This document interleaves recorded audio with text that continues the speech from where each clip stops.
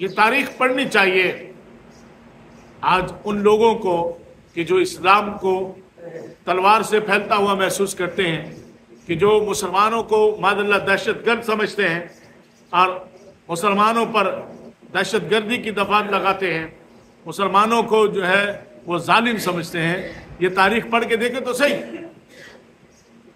چلیے کوئی تاریخ پڑھے نہ پڑھے، ہم تو اپنی تاریخ پڑھ سکتے ہیں نا۔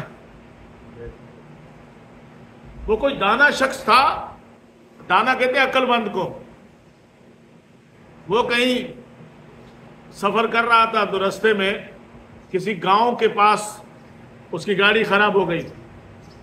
جب گاڑی خراب ہوئی، انہوں نے کہا چلو میں گاؤں میں جاتا ہوں، وہاں پر لوگوں سے مدد مانگتا ہوں، گاڑی ٹھیک کروا کے نکل جاؤں گا۔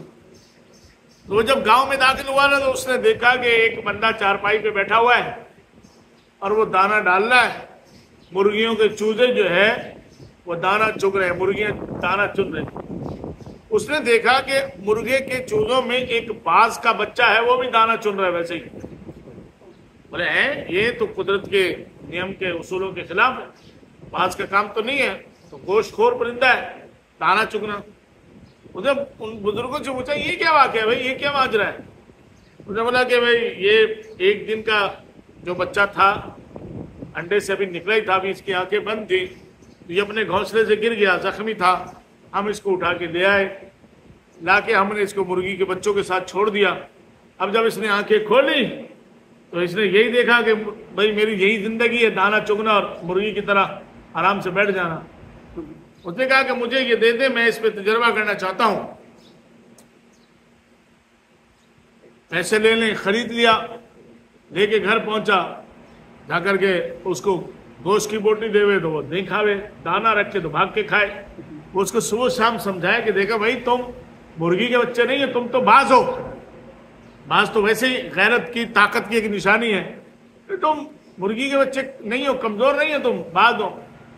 وہ کوئی نہیں سنے، وقت چلتا رہا، وہ ان کو سارے قصے پڑھاتا رہا، روز اس کو جو ہے وہ باتوں باتوں میں سمجھاتا رہا کہ تم مرغی کے بچے نہیں ہو، تم باز ہو، تم باز ہو، باز ہو، لیکن اس کو کبھی نہیں ہوا۔ تھوڑا بڑا ہوا تو پھر وہ ایک دن لے کے اس کو نکلا باہر اور پہاڑی پہ لے جا کے اس کو نیچے پھینکا۔ تمہارا یہ کام ہے اڑنا، تو شہین ہے بسیرا کر پہاڑوں کی چنانوں پر ہے، تیرا نہیں، تیرا نشے مند قصر سلطانی کے نشے مند پر، کہ تیرا یہ محلوں پہ ادھر ادھر بیٹھنا نہیں ہے، پہاڑوں پہ تیرا بسیرا ہے، آسمان پہ اڑ۔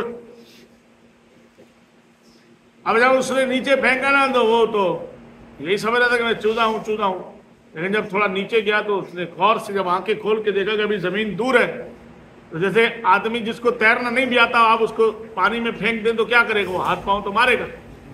اب جب اس نے ہاتھ پاؤں مارے تو آہستہ آہستہ پنکھوں میں ہوا بھری اور پھر اس نے اڑنا شروع کیا، تھوڑی دیر بیلنس ہو گیا اور پھر اڑ کے جو ہے وہ آہستہ آہستہ یہ پہنچا، یہاں تک کہ اس آدمی سے بھی اوپر نکل گیا اور شکریہ بھری نگاہوں سے اس کو دیکھ رہا ہے کہ بھئی میری جو اصل پہچان تھی، میری جو اصل طاقت تھی وہ مجھے لوٹا دی۔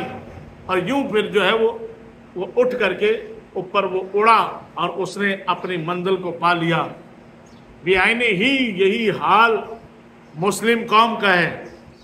ہماری تاریخ کہ اب ہم اپنا مقصد بھولے ہوئے ہیں، ہم وہی چوزے بنے ہوئے ہیں، وہی، حالانکہ ہماری رگوں میں اسلامی خون دوڑتا ہے، شعور ہے، اور جو اللہ رب العزت نے پاکستانی قوم کو یا مسلمانوں کو جو حوصلہ دیا ہے، جو ان کو اللہ رب العزت نے جن نعمتوں سے نوازا ہے، تو اگر یہ اپنی پہچان نہیں کریں گے، اگر یہ خود کو نہیں پہچانیں گے، اتفاق نہیں کریں گے، تو یہ وہی چوزے کی طرح دانا چگتے رہیں گے، اور اگر یہ اپنے آپ کو پہچانیں گے تو یہ شاہین کی طرح اڑیں گے۔